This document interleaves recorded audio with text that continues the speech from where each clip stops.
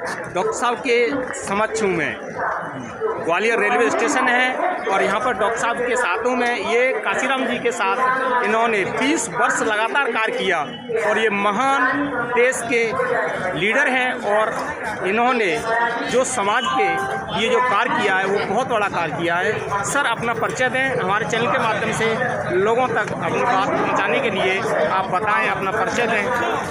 Sir, मेरा नाम doctor यश अकमल है जी। मैं इंसानी भाईचारा बनाओ समिति का राष्ट्रीय संरक्षक हूँ जी। एवं जो है इस्लाम पार्टी हिंद का राष्ट्रीय उपाध्यक्ष हूँ जी। मैं अम्बेडकर नगर से ग्वालियर जो है जी एक प्रोग्राम के लिए आया हुआ था जी। और ये प्रोग्राम इसलिए था कि आज़ादी के बाद से आज तक इस देश में लोकतंत्र स्थापित नहीं हुआ जी। क्योंकि लोकतंत्र के लिए प्रतिनिधित्व जी आवश्यक है। जी। अगर schedule caste, schedule tribe, OBC जी और कन्वर्टेड माइनॉरिटीज़ को जी उसकी संख्या के अनुपात में हिस्सेदारी नहीं मिलती है जी तो लोकतंत्र कभी भी फंक्शन नहीं कर सकता है। जी।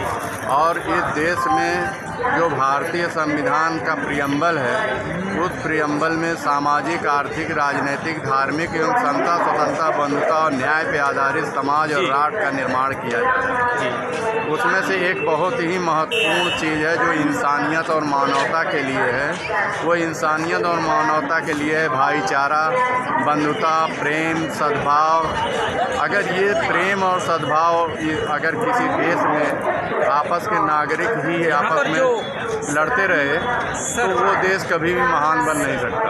सर, जो दबे कुचले दीन दुखी हैं वो सत्ता में कैसे आए, उसके लिए आप बताएं।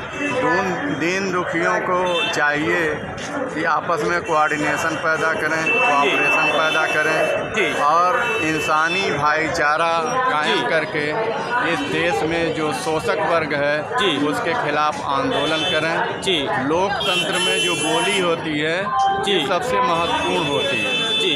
अगर शोषित वंचित जमात एकत्रित होकर अपनी आवाज़ को बुलंद करेंगे तो निश्चित तौर से इस देश में जो है समता, स्वतंत्रता, बंधुता, न्याय पे आधारित समाज बनेगा और इस देश में शोषित वर्ग जो है हुक्मरान बनेगा। जी।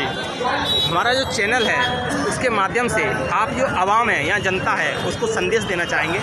हम जनता को यह संदेश देना चाहते हैं कि अमन और शांति के बगैर कोई भी देश महान और प्रगति के रास्ते पर नहीं चल सकता। अमन और शांति के लिए रिप्रेजेंटेशन और भागीदारी आवश्यक है। रोटी, कपड़ा, मकान, शिक्षा, स्वास्थ्य जैसी मूलभूत जो आवश्यकताएं हैं वो जनता त्राय कर रही है तो अन्याय के खिलाफ जनता को उठ खड़ा होना चाहिए और अपनी आवाज़ को बुलंद करना चाहिए। डॉक्टर साहब, जो चीज़ दलितों से, वंचितों से छीन ली गई है वो वापस कैसे आएगी?